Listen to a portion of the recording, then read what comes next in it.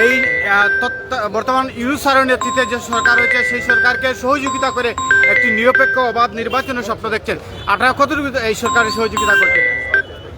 ধন্যবাদ আপনাদেরকে, ধন্যবাদ সিলেটবাসীকে, বিশেষ করে উসমানীনগর বিশ্বনাথবাসীকে।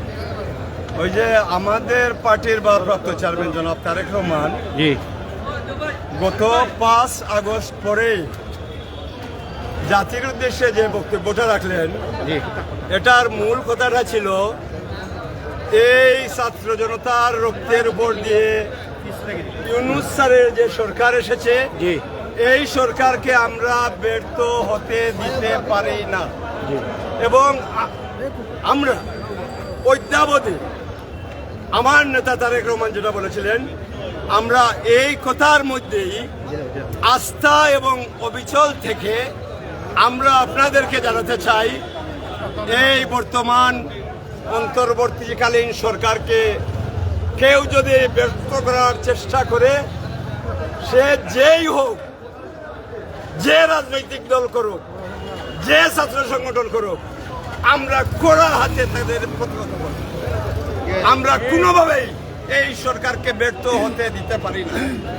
আমরা শহীদ জিয়ার আদর্শের একটা স্বনির্ভর বাংলাদেশ গঠনের জন্য একটা গণতান্ত্রিক নির্বাচন আমরা এই সরকারের কাছে আশা করি এবং ইউনূস সরকার সাহেব একজনকে নিয়ে এই ব্যাপারে একটা কমিটি গঠন করেছে বাংলাদেশ জাতীয়তাবাদী দল। সুতরাং এই কমিটি আমাদেরকে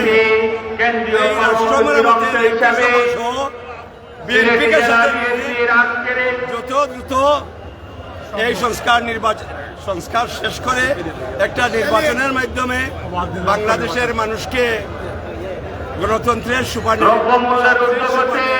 ইলেকশনের দিকে নিয়ে যাবেন।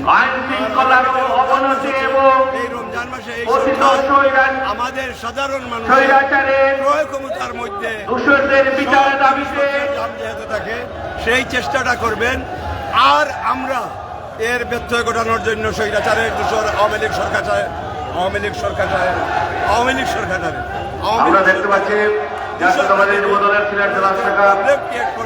আমরা তাদেরকে ধন্যবাদ।